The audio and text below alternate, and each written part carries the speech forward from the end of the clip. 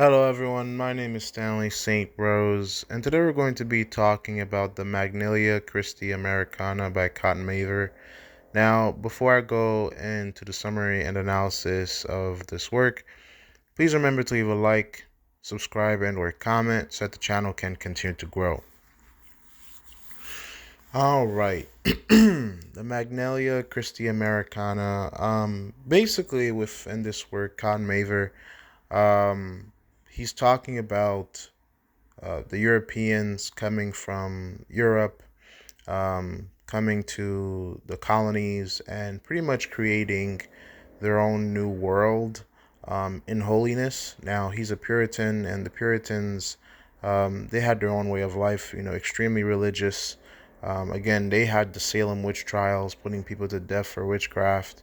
And Cotton Mather here, throughout this work, he's showing you that this was divine. The Europeans coming to take over the land, American land, or what is now known as American land. It was all destined by God, and you can see that things like, because we know from history that what really killed the Indians was disease. Okay, there were millions of Indians in America, or what is now known as America, and the thing that really wiped them out was disease. Because honestly, you could say that the Indians, they were not united. It wasn't like a united continent of Indians. They were tribes.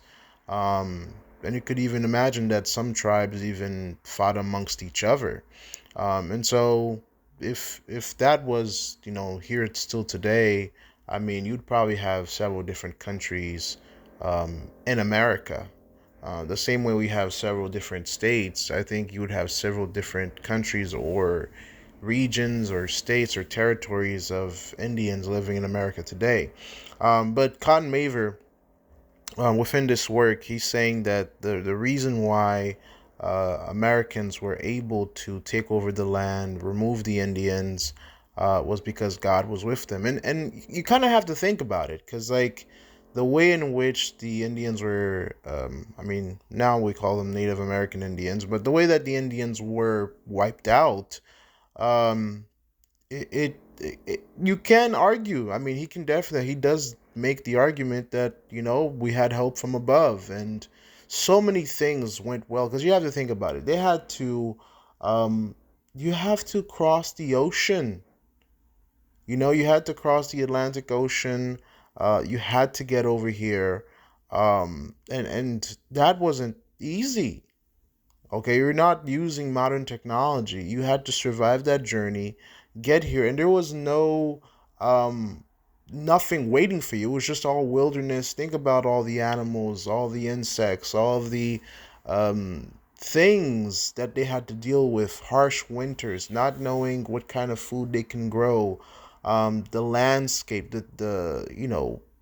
there's no roads. There's just trees and wild nature. Um, so I mean, yes, the Indians, I mean, they had their own way, but it wasn't like the Indians were making roads for them. It was just a brand new land um that they had to figure out, and to come and figure it out and take over, and um, pretty much, having the Indians wiped out, it's pretty significant. And so Cotton Mather here, he's saying that it wasn't from them, it wasn't their ingenuity or intelligence, it was God. And the Puritans really believed that. And within this work, Cotton Mather, he really structures it to show you how everything that happens to the Puritans, or everything that happened in the colonies, was God's divine hand making these things happen. From, when things went wrong, it was God being angry, or God's wrath. When things went well, it was God guiding the way. So he saw everything as God intervening. Now, he compares himself, or the Puritans, to the Israelites. If you know the story about the Israelites in the Bible, well, that's exactly what God was to the Israelites.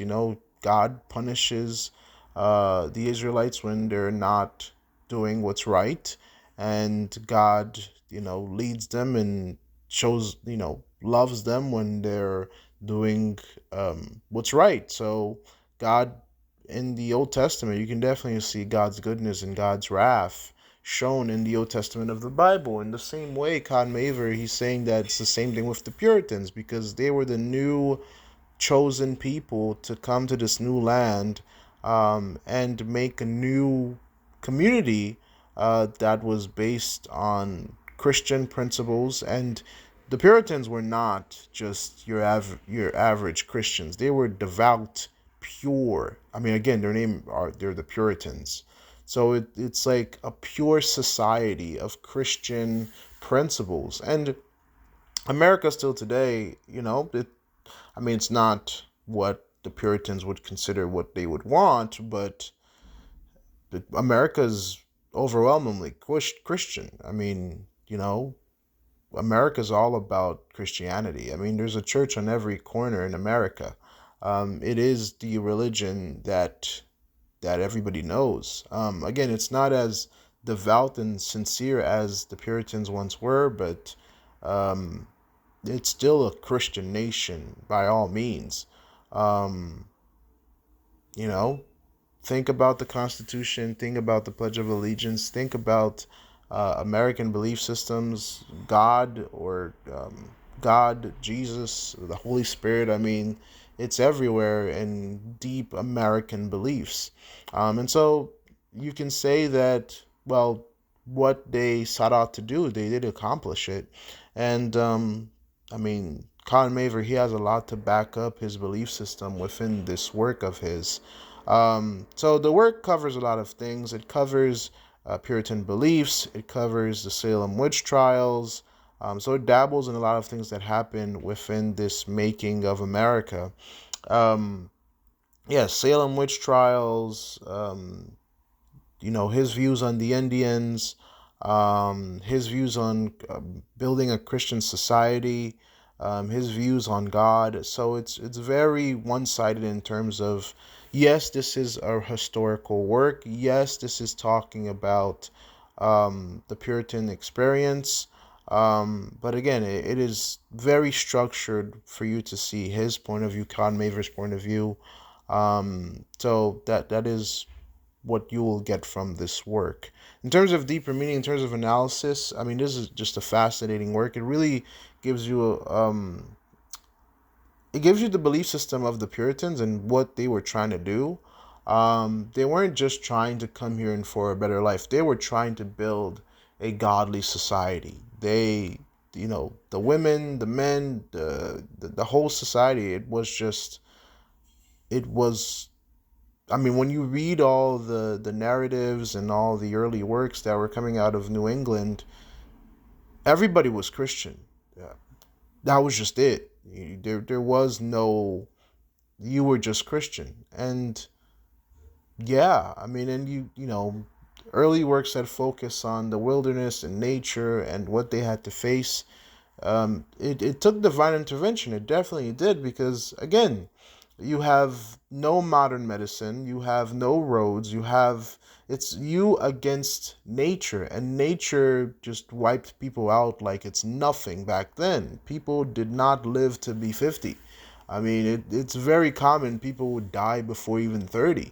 Because I mean, the ways in which we can protect people from disease, the way in which we can protect people from illness today, they didn't have all of that. I mean, a winter could wipe you out. You could, the winter comes, and there's a lot of people that don't make it through the winter, because if you get sick or if you get a disease that nobody knows how to cure, you're done.